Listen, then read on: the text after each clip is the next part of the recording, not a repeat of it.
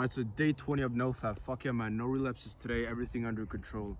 Last night actually controlled my sexual urges really well, I think. And usually what's been happening for a very long time now, for like years upon years, is that I will get into bed. It's dark. I'm in my like fucking underwear. I'm basically naked. I'm in like literally under the blankets. It's completely quiet. It's literally the perfect environment for sex, right? And so what's happened historically is that the sexual, degenerate, lustful thoughts have crept in during that time. But yesterday was an example where I controlled my, not just my behavior, like the fact that I didn't fap, like masturbate and relapse, right? But also that I didn't allow the sexual thoughts to enter my mind. And so if I can do that, then like that is like my number of relapses will ultimately be predicated on the amount of times when I allow these lustful thoughts to enter my mind. At least that's for me. Like I will never like, how the fuck would I relapse on NoFap if I don't allow myself to get into that mental state? If I don't allow myself to think those thoughts, right? It's not gonna happen for me personally. And also another thing that I've done to just make sure to just minimize the sexual urges that I get is to spend time in places like these. Look at this meadow, bro. Okay. People are walking their dogs here. Can't really see right now, but they are.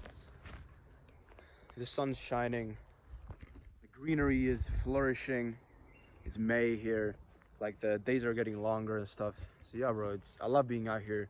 I mean, I get into such good sort of emotional, mental states. I can think so well out here. I'm never gonna relapse when I'm out here, for example. So why the fuck don't I just spend more time here?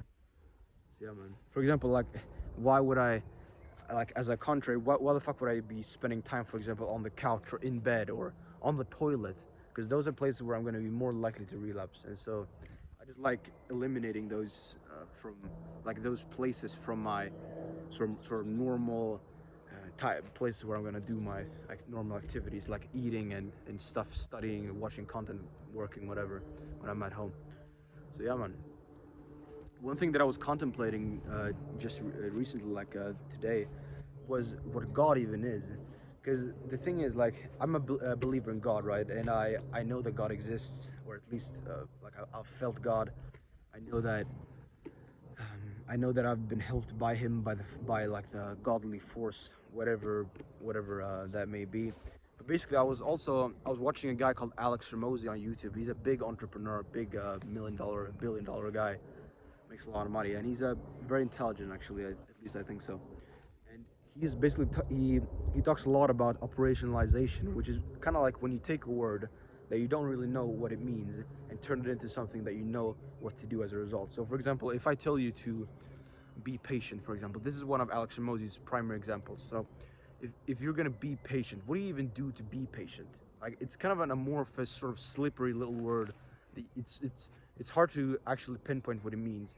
But according to him, operationalizing patience is just figuring out what to do in the meantime. So if you figure out what to do in the meantime, you are patient for all the other things that you aren't doing. That's all you gotta do. Like, just figure out what to do in the meantime. And so I was thinking, like, yeah, man, like, what is God then? Like, what would have happened for me to be able to say that God has occurred as a result of that? And so I was like, well, if I do like, if I do what I know is right, if I do what I know that or at least believe that my future self will wish that my current self does, then that's gonna be a godly behavior. Like, I'm gonna be acting God if I do that, or what? Not in that sense, but like acting out God, right? And so that's just what my preliminary definition for, like, just delaying gratification for your future self.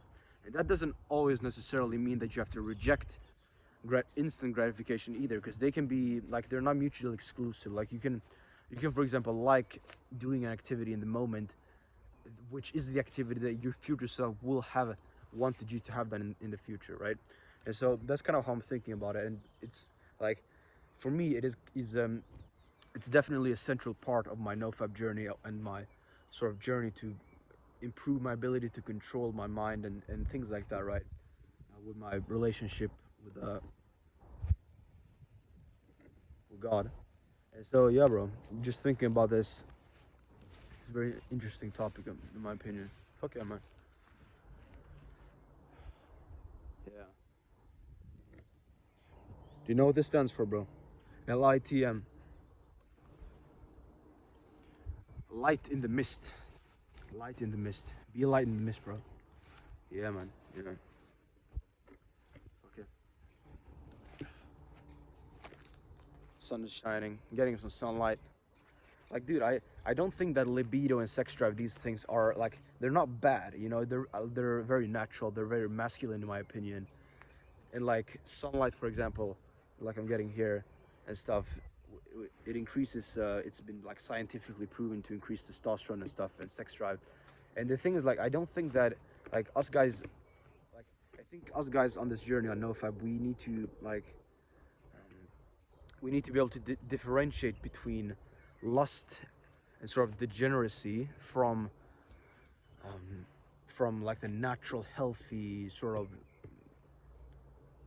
urges that we can get. You know, it's kind of like, it's like a dichotomy. It's like an ambiguity. There's nuance to it, and so I think we, like, for me, for example, when I get sexual urges and, or rather sexual thoughts that I know that I should be pushing away, part of me doesn't want to push the thoughts away because of the fact that they are so natural to the body and stuff.